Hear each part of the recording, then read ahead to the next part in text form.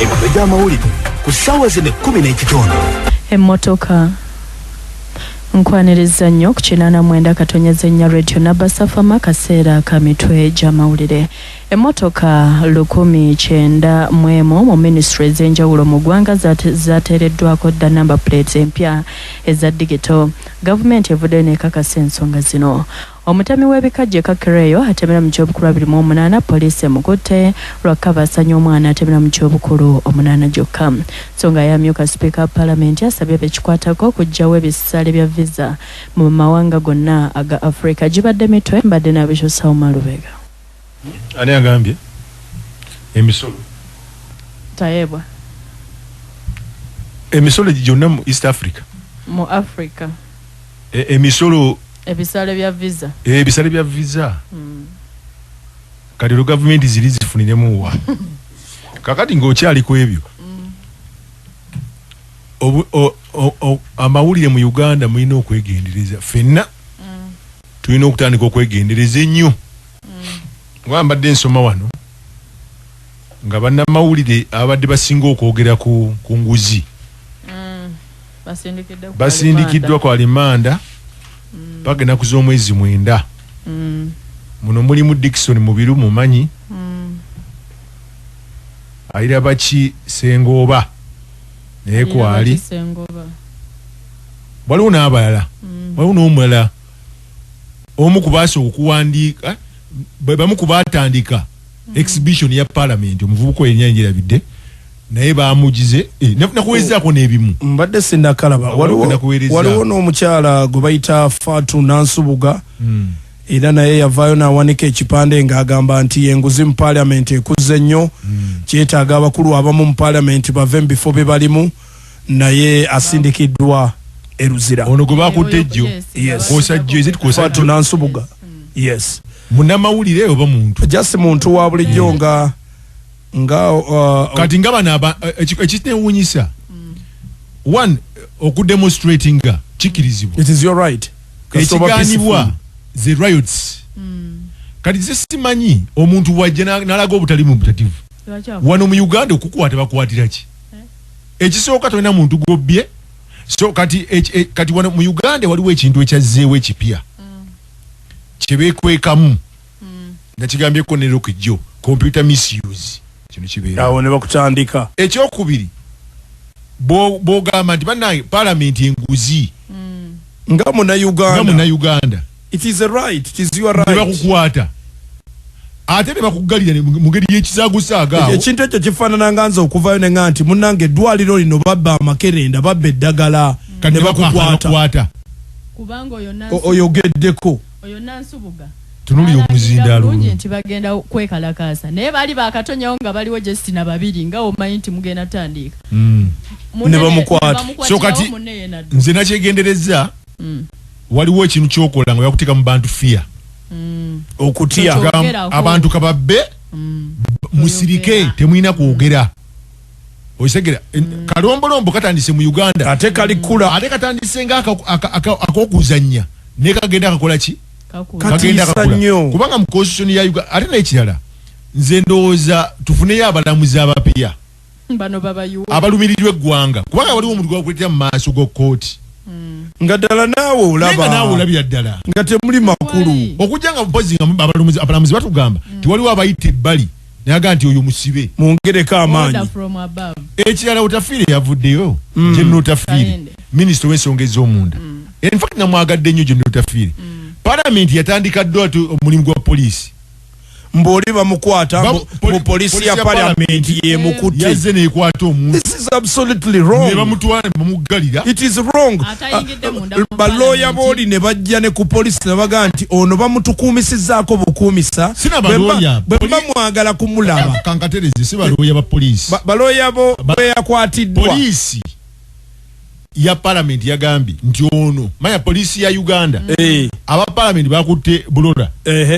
ne bagenda ne bamutwala ku polisi polisi kati baloya bazze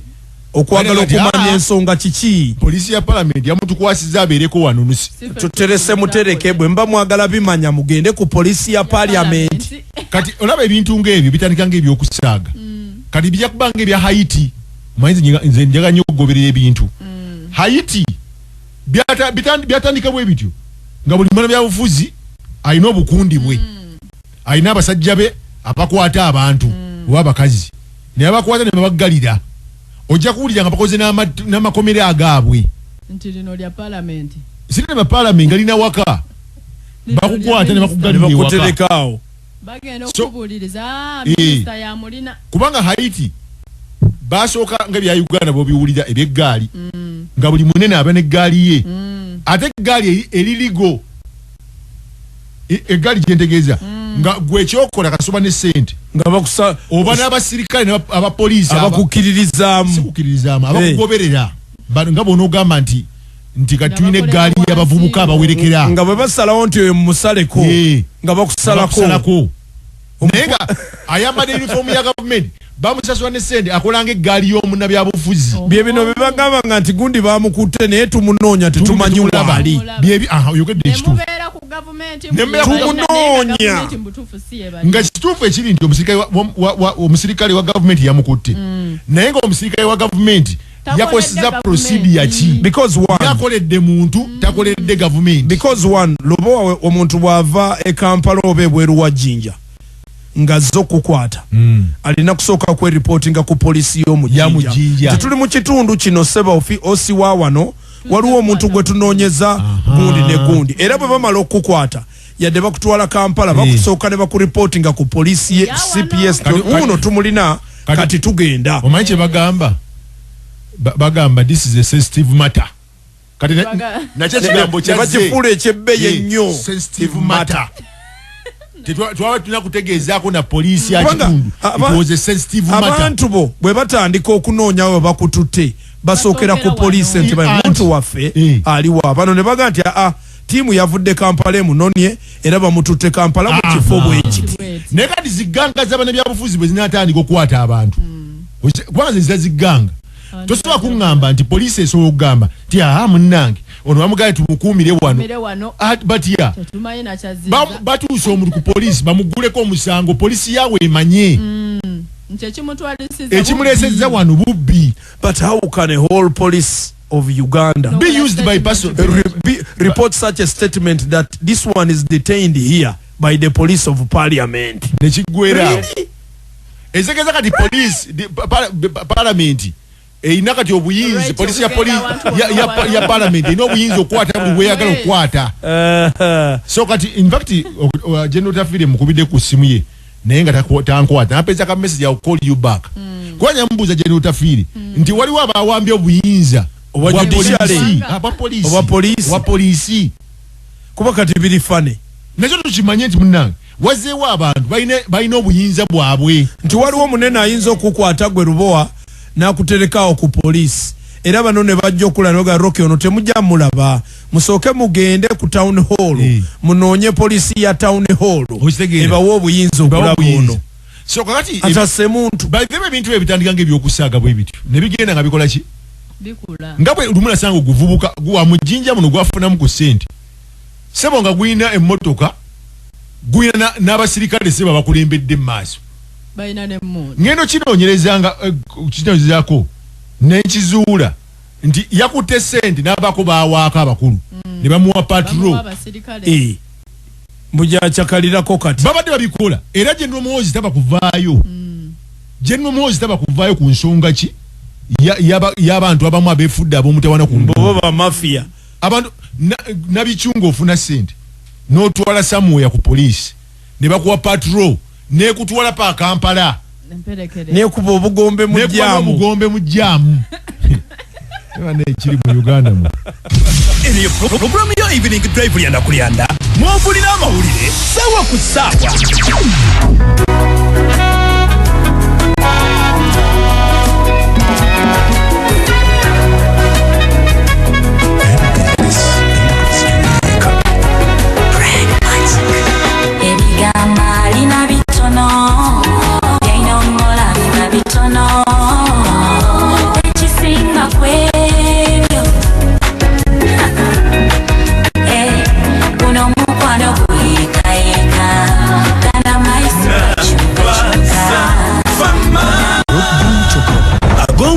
awo ikatutusibwako Predator Energy Drink. Predator Lifestyle kitegeeza okuwambira awalala tusobozesa abakakalukani okufuna